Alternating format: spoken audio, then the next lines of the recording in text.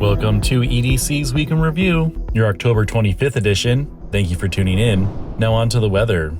Looks like we're going to have warmer weather this weekend in the 70s, and then cooling off during the week with a chance of rain around Thursday and some partly cloudy days as well. Now on to our top stories.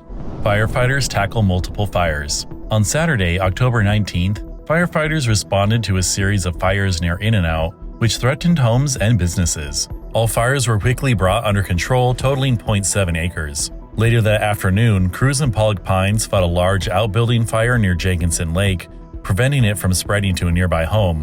One person sustained minor burns, and both fires are under investigation. These fires serve as a reminder that even with cooler weather, we are still seeing dry conditions. Cameron Park community pushes back against housing El Dorado. Plans to establish a shelter for the homeless at the Cameron Park CSD campus were derailed after strong opposition from residents and accusations of sneaking through approval. At a heated October 16th meeting, locals expressed concerns about safety, citing the shelter's proximity to youth facilities and potential for increased crime. The shelter was set to operate near a library and 2 schools. Community members, including Auditor-Controller Joe Harn, voiced outrage that the proposal appeared on the board's consent calendar with little to no notice. Faced with intense backlash, Housing El Dorado withdrew the proposal, opting to avoid further division. Main Street Special Events Discussion. The Parks and Rec Commission recently discussed revisions to the city's special event permitting process, with a focus on events held on Main Street. The revised policy seeks to balance the economic impact of these events with the need to minimize disruptions to local businesses. The city is aiming to improve coordination with event organizers and provide clear guidelines for legacy events, such as the Halloween Trick-or-Treat and the annual Christmas Parade, which have long been staples of the community calendar. Public feedback highlighted concerns about the cost and logistics of street closures, with suggestions that some events could be relocated to other areas to reduce strain on downtown merchants. The Commission will continue reviewing these policies with goal of ensuring that the events on Main Street remain enjoyable for both attendees and local businesses. City Council announces Pierre Rivas Day. At the October 22nd Placerville City Council meeting, the council discussed significant city matters following an extended tribute to Pierre Rivas' 23.5 years of service. Rivas, who served as a city council member, mayor, and director of development services, was recognized for his contributions, including key projects like the new City Hall, Aquatic Center, and $45 million water reclamation facility upgrade. The council declared November 1st Pierre Rivas Day. City Council deliberates tobacco ordinance.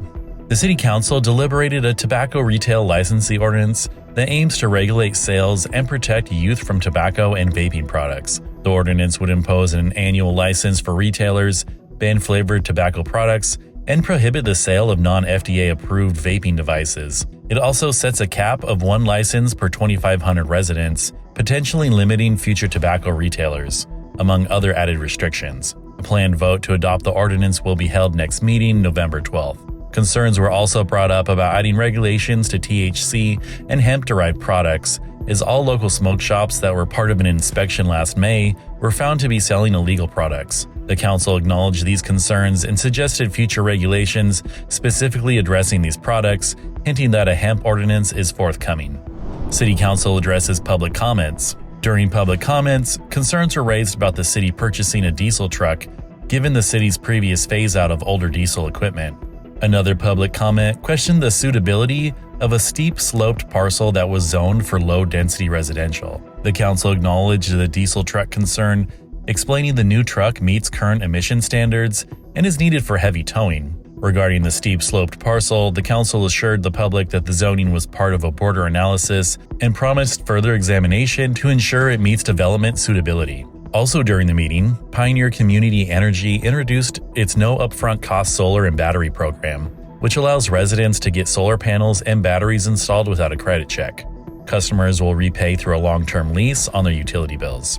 And now for some news nuggets. El Dorado County residents who missed the October 21st voter registration deadline can still register and vote conditionally in person at the elections office or vote centers starting October 22nd through Election Day on November 5th, with additional voting resources available on the Elections Department's website. CAL FIRE, the Sheriff's Office, and other emergency responders rescued 2 hikers from Sugarloaf Rock Climbing Area in Kybers late on October 19th after they were stranded 200 feet up the Shyster rock face, using hoist support from the sheriff's airship to bring them to safety. On October 26th, the sheriff's office will participate in the DEA National Drug Takeback event at 4 locations to collect prescription medications, excluding illicit drugs, injectables, or syringes. See the show notes for more details. National Forest recreation facilities around Lake Tahoe have begun closing for the winter season, affecting areas like Meeks Bay and Pope Beach, though public lands remain open year-round with limited services. Lake Tahoe ski resorts have begun snowmaking in preparation for the 2024-25 season, with North Star and Heavenly scheduled to open on November 22nd and Kirkwood on December 6th, weather permitting. Burning Barrel Brewing and Spirits is set to open its new location in Placerville in early November, offering 24 craft beer taps, house-made spirits, and a small food menu, with plans to introduce whiskey in early 2025. Now into our closing stories. Community rallies for Rotary Park field renovation.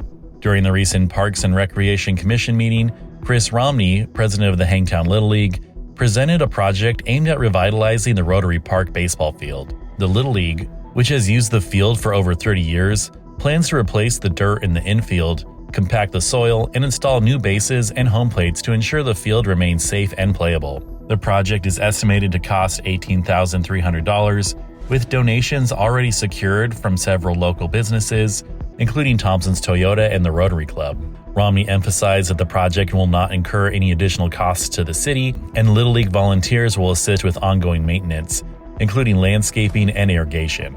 The renovation is expected to take 2 weeks once underway. Halloween Spooktacular. Downtown Placerville will be closed to all vehicles and will transform into a spooky wonderland on October 31st for the annual Halloween Spooktacular, an event packed with family-friendly Halloween activities. Starting at 4 p.m., Main Street merchants will hand out candy to trick-or-treaters while supplies last, followed by a costume contest at 5:30 p.m. hosted by the Placerville Active 2030 Club. Contest prizes will be awarded by age group, including children, teens, adults, and group categories. This year's event will also feature a free Halloween carnival for kids under 10 at Town Hall, along with a new bounce house attraction for ages 6 to 12 near the Bell Tower. Sugar Skull Art Walk celebrates Dia de los Muertos. Placerville's annual Sugar Skull Art Walk and community celebration will take place on Saturday, November 2nd from 5:30 to 8:30 p.m. in honor of Dia de los Muertos. The event features a procession led by Aztec dancers, numerous community-built ofrendas, live mariachi music, and baile folklorico. Attendees can enjoy family activities like face painting and crafts, as well as regional foods, while contributing to the community ofrenda with tokens in memory of loved ones. The community celebration aims to bring the community together to honor this rich cultural tradition. This has been EDC's Week in Review, your October 25th edition. Thank you for tuning in. And as always, if you enjoy our content, please like, subscribe, and share with a friend. And if you want to learn more about these stories, please see the show notes.